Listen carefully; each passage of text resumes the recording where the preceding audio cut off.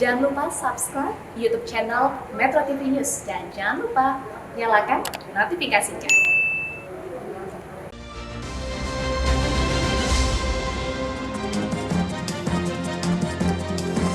Kembali bersama kami di Kontroversi, saya langsung ke Mas Syarif. Mas Syarif, apa kemudian menurut Anda yang harus segera dilakukan supaya kemudian hukum ini tidak terasa tajam ke bawah, tumpul ke atas? Mas Syarif. Ya, pertama yang menurut saya yang paling penting adalah pihak kepolisian harus menangani kasus kekerasan seksual ini perspektif korban ya. Jadi bagaimana memandang bahwa korban itu adalah memang memiliki ada kemungkinan besar menjadi korban kedua kali. Pertama karena dia korban kekerasan seksual, kedua dia akan menjadi korban dari orang anggapan masyarakat bahwa dia memang nakal atau dia akan mengalami tekanan mental yang luar biasa. Itu yang perlu kita ini. Jadi kasus ini adalah spesial yang sangat luar biasa. Ini bisa terjadi memendam sampai dewasa dan sampai bisa mati, dia akan terkenang terus dan traumanya akan panjang. Yang kedua, kalau khusus untuk pesantren ini, bahwa kita untuk menekankan sekali bahwa bagaimana Kementerian Agama ini punya aturan ya, peraturan Kementerian Agama itu harus ada yang jelas ini. Jadi jangan hanya cabut izin terus bekukan, cabut lagi tidak jelas gitu. Kita langsung nggak ada sanksi, nggak ada evaluasi, nggak ada apa-apa. Jadi Kementerian Agama perlu belajar kepada Kementerian Kemendikbud, yang mana Kemendikbud ini punya peraturan menteri yaitu nomor 82 tahun 2015. Bagaimana kekerasan di lingkungan mereka, biasanya mereka akan menyetop bantuan dan lainnya. Nah, Kementerian Agama ketika kasus terjadi, pesantren Jombang itu sudah berkali-kali dan dua pesantren ini berbeda. Gitu penanganannya. Ya, saya ke Pak Aris, dari Anda seperti apa yang perlu dilakukan ke depannya? Ya, saya kira mengingat kasus kejahatan seksual terhadap anak merupakan tindak pidana luar biasa atau extraordinary crime yang diatur di dalam Konvensi PBB tentang hak anak maupun Undang-Undang nomor 17 tahun 2016 tentang penerapan Perpu nomor 1 tahun 2016 tentang perubahan kedua atas Undang-Undang 23 tahun 2002 tentang perlindungan anak yang memberikan ancaman pidana di atas 5 tahun dan bahkan hukuman mati dan juga bisa ditambahkan dengan hukuman tambahan berupa kebiri dan melalui suntik kimia. Maka ketika ada kasus kejahatan seksual terhadap anak ini, maka penegakan hukumnya mulai dari polisi harus cepat dan tepat dan berkeadilan dan menempatkan kasus ini adalah lex specialis supaya tidak terjadi diskriminasi. Harus sama ya.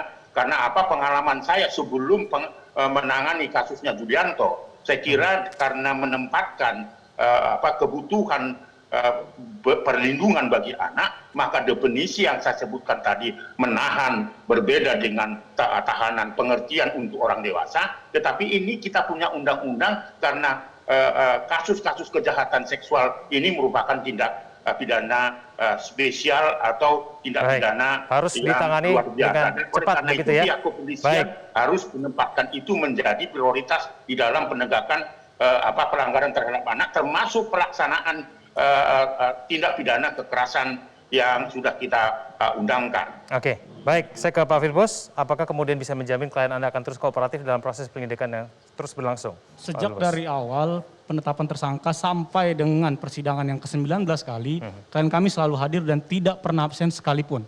Dan selalu hadir. Dan ini sudah dilakukan penahanan terhadap klien kami yang kami masih mempertanyakan alasan-alasan penahanan tersebut. Karena alasan-alasan penahanan sudah jelas tadi disebutkan masalah subjektif. Terus kemudian mengenai intimidasi dan ancaman, tentunya itu dibuktikan. Tolong itu dibuktikan. Seharusnya itu dibuktikan terlebih dahulu, baru kalau memang terbukti ya silahkan ditahan. Tapi kalau tidak terbukti, ya seharusnya tidak ditahan. Itu.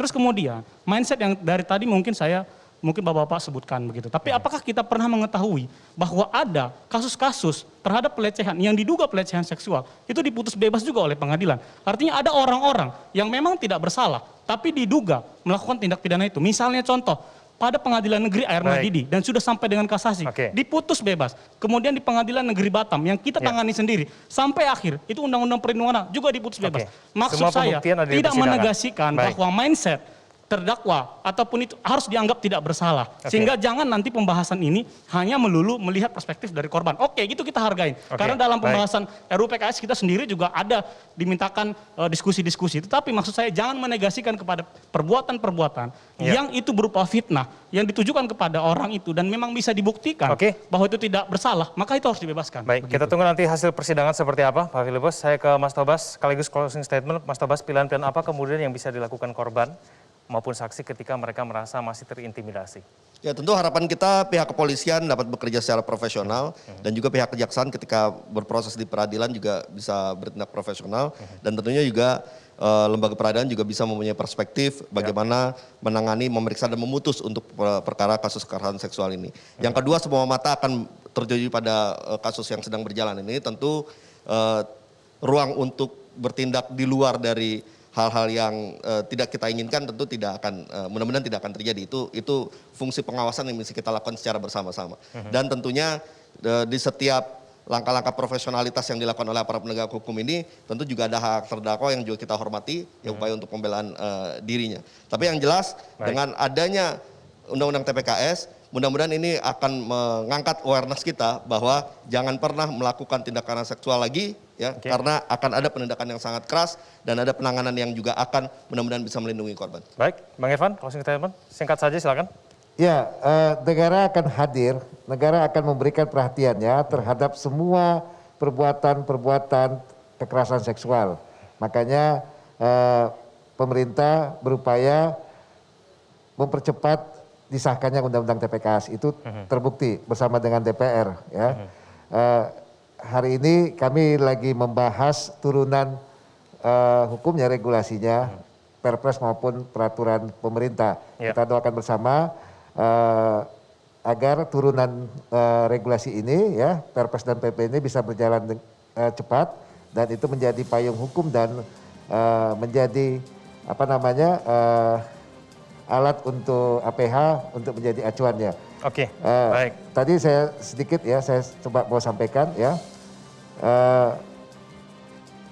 Kami juga mengingatkan atau memberikan harapan kepada kepolisian ya, jangan ragu-ragu untuk menindak peristiwa atau perbuatan kekerasan seksual yang terjadi setelah undang-undang ini disahkan. Ya, kita harus lawan terus kekerasan seksual. Baik, itu harapan kita bersama. Saya ucapkan terima kasih kepada seluruh narasumber yang telah hadir bersama kami di kontroversi pada malam hari ini. Pemirsa, hukum sudah seharusnya adil dan setara bagi setiap warga negara. Kalau tajam ke bawah, maka harus tajam juga ke atas. Tidak boleh ada yang mendapatkan keistimewaan dengan dalih kooperatif atau alasan lainnya. Saya Kevin Egan bersama dengan seluruh kru yang bertugas, pamit undur diri. Terima kasih atas perhatian Anda. Sampai jumpa.